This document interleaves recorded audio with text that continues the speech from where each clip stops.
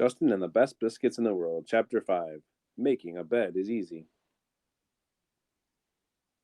Grandpa's house sat about a mile in from the road. Between that road and the house lay a large meadow with a small stream. Everything seemed in order when Justin and Grandpa arrived. Justin got out and opened the gate to the winding road that led toward the house. The meadow below shimmered in waves of tall green grass. The horses grazed calmly there. Justin was so excited to see them again that he waved his grandpa on. I'll walk up, Grandpa. He ran down to the meadow. Pink prairie roses bloomed near the fence.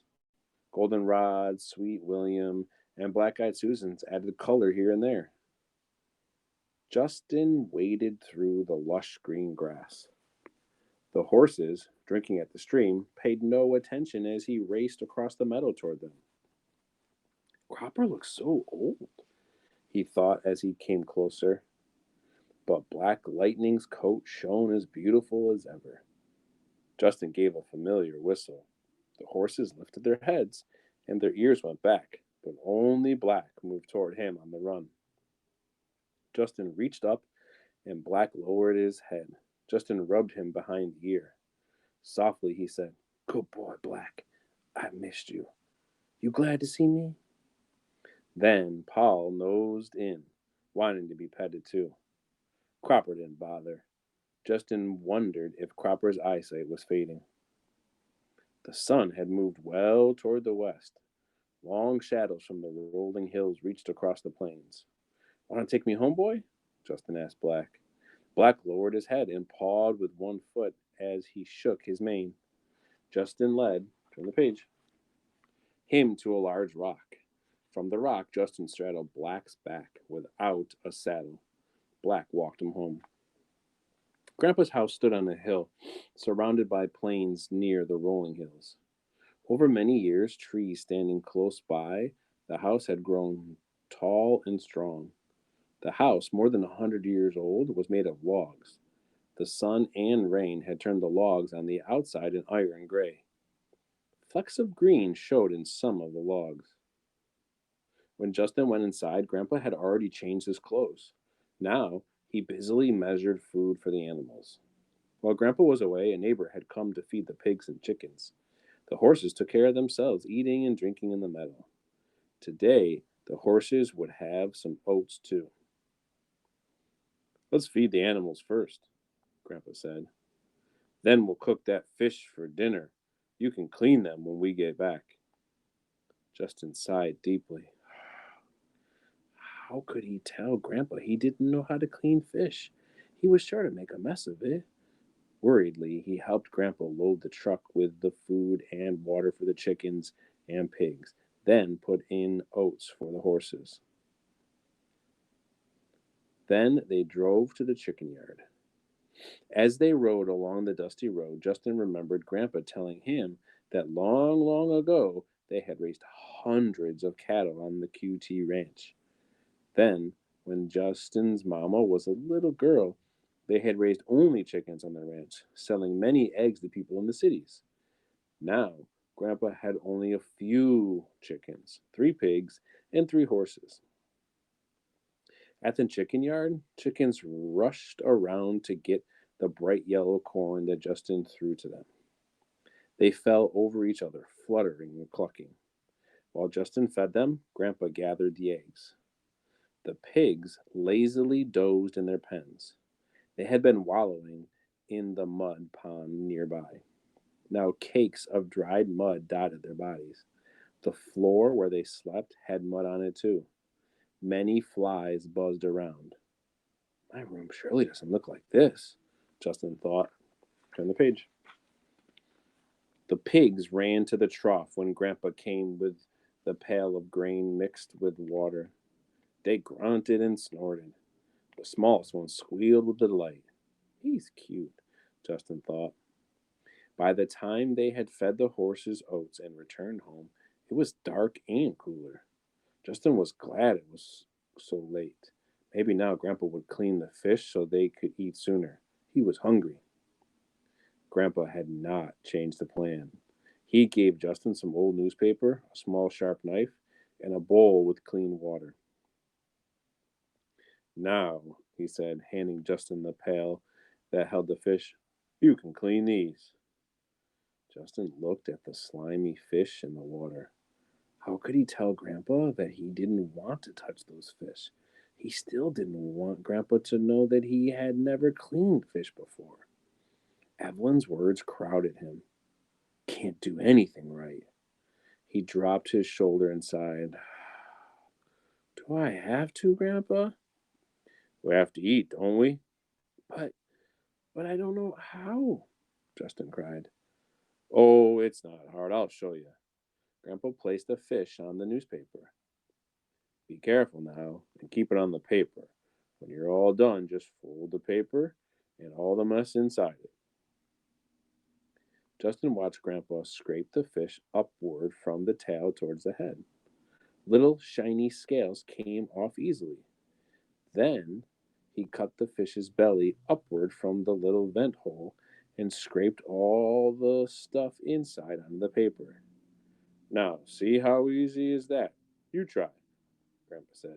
Be very careful with the knife. He watched Justin to see if he knew what to do. Justin scraped the tiny scales off confidently.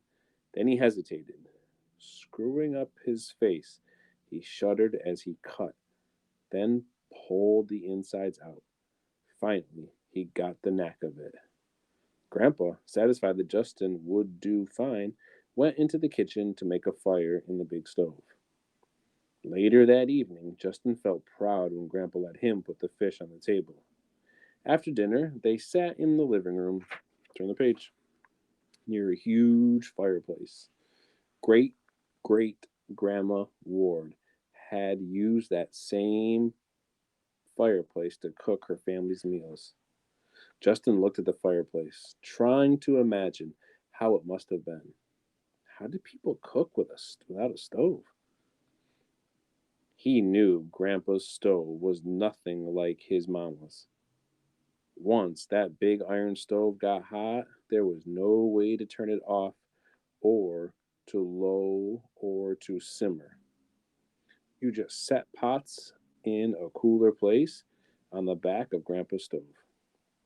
Grandpa, how did your grandma cook bread in this fireplace? He asked. Cooking bread in a fireplace was easy for my grandma. She once had to bake her bread on a hoe. But a hoe is for making a garden, Grandpa. Yes, I know. And it was that kind of hoe that she used. She chopped cotton with her hoe down in Tennessee. There was no fireplace in the family's little one-room house. So she cooked with a fire outside. She had no nice iron pots and skillets like I have now in the kitchen. At night, when the family came in from the cotton fields, Grandma made a simple bread with cornmeal and a little flour. She patted it and dusted it with more flour. Then she put it on the iron hoe and stuck it in the ashes. When it was nice and brown, the ashes brushed off easily. How did they ever get from Tennessee to Missouri? Justin, I've told you that so many times. I know, Grandpa, but I like to hear it. Tell me again. As a boy, my grandpa was a slave. Right after slavery, my grandpa worked on a ranch in Tennessee. He rode wild Mustangs and tamed them to become good riding horses.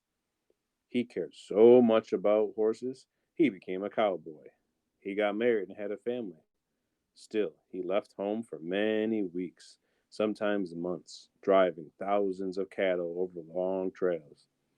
Then he heard about the government giving away land in the West through the Homestead Act.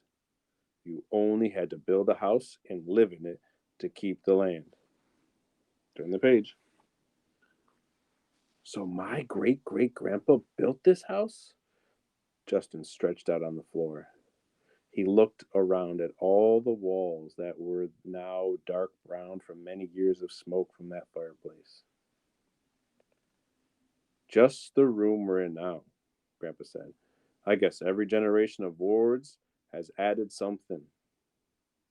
Now, my daddy, Philip, added on the kitchen and the room right next to this one, that is the dining room. I built the bathroom and the rooms upstairs. Once, we had a high loft. I guess you'd call it an attic. I made that into those rooms upstairs. So you see, over the years, this house has grown and grown. Maybe when you're a man, you'll bring your family here, Grandpa said. I don't know, maybe, but I'd have to have an electric kitchen. As I had to have a bathroom with a shower, guess that's progress, Grandpa said and laughed. Go on, Grandpa, tell me what it was like when great Grandpa first came to Missouri. I think it's time for us to go to bed.